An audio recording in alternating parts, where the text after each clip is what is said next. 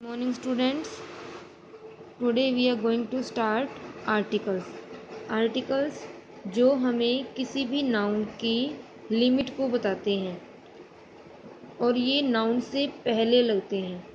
Articles होते हैं two types के, indefinite articles and definite articles. Indefinite का मीनिंग होता है अनिश्चित और डेफिनिट का मीनिंग निश्चित। इंडेफिनिट आर्टिकल्स कौन से होते हैं? एन और डेफिनेट आर्टिकल द। जैसे N owl on a tree in the Himalayas. N owl on a tree in the Himalayas. अब आउल, ट्री और हिमालयाज ये तीनों क्या हैं? नाउन हैं। और नाउन से पहले क्या लगा हुआ है? एन, ए और द। तो ये तीनों क्या हो गए? आर्टिकल्स हो गए, नाउन से पहले लगे हैं। और ये हमें बताते हैं कि एक उल्लू एक पेड़ पर हिमालयस में, तो ये क्या बता रहे हैं? लिमिट बता रहे हैं।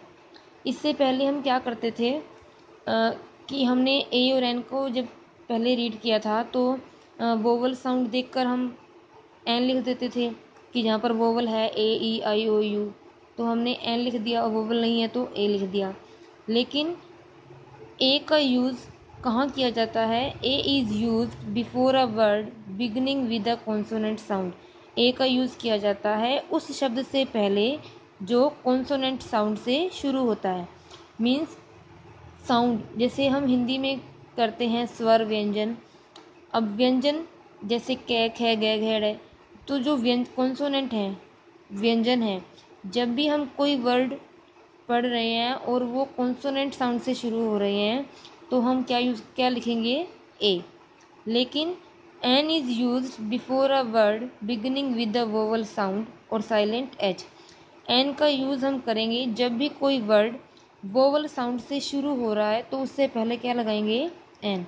वोवल साउंड, एक तो ए, ई, आई, ओ, यू तो वोवल हो गई, लेकिन वोवल की साउंड जैसे ए, आ, ई, ऊ, जो हम हिंदी में स्वर करते हैं, ए अनार, आ आम, ई इमली, ई ईख, तो उनसे पहले क्या लगाएंगे हम? एन। और साइलेंट एच, जिस भी वर्ड का एच साइलेंट होता है उससे पहले भी क्या लगाएंगे? एन। कुछ एग्जांपल्स देखते हैं, इजी हो जाएगा समझना।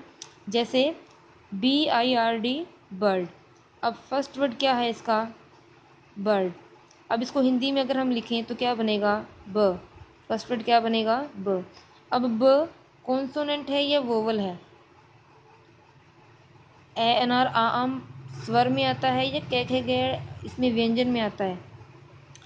तो ये किस में आता है? व्यंजन में। तो इसमें क्या लिख देंगे हम? ए। बी। फर्स्ट वर्ड क्या है? बी, तो क्या आ जाएगा इसमें भी? ए। हॉर्स, इसमें एच साइलेंट नहीं रहता। फर्स्ट वर्ड क्या है इसमें हमारा? ह। हॉर्स, ह, तो ये भी क्या है? व्यंजन। यूज़फुल, अब इसमें हम देखें यू आ गया, तो यू तो वोवल है, इस अकॉर्डिंग तो एन आना चाहिए, लेकिन जब हम इसे लिखेंगे तो य, किससे शुरू होगा? ये य से, तो य वोवल नहीं है, कॉन्सोनेंट है, तो क्या आ जाएगा? ए। वन। इसी तरह ओ आ गया वोवल, लेकिन जब लिखेंगे तो फर्स्ट वर्ड क्या आएगा? व, तो इसमें भी क्या आ जाएगा? ए। यूरोपियन, अगर हम देखें इन तीनों को तो इसके फर्स्ट वर्ड क्या आए हैं? वोवल आए हैं, लेकिन जब इन्हें हम लिखेंगे तो ये क्या बन जाएगा? कॉन्सोनेंट बन जाएगा, यू। अब ये आ गया तो इसमें भी क्या आ जाएगा? ए। फर्स्ट वर्ड क्या आए हैं सभी के? व्यंजन, जो कै खे गए अड़ा जब हम लिखते हैं, व्यंजन लिखते हैं तो उसमें आते हैं। इसी तरह आउल, आ, फर्स्ट वर्ड क्या आया? आ, आउल। अब आ, ए अनार, आ आम स्वर है, तो क्या आ जाएगा? एन। एम ए, अब एम लिखा हुआ है, वोवल नहीं है, लेकिन इसको जब हम लिखते हैं एम, फर्स्ट वर्ड क्या आया? ए, तो क्या आ जाएगा इसमें? एन। ये क्या लिखा हुआ है? होनेस्ट या ओनेस्ट, इसे हम बोलते हैं ओनेस्ट। इसमें जो एच है वो क्या रहता है? साइलेंट रहता है, इसको हम बोलते नहीं हैं, इसे क्या बोलेंगे? ओनेस्ट। ओ, ओनेस्ट। तो ये क्या बन जाएगा? एन। Apple, Apple. तो इसमें भी क्या आ जाएगा? एन।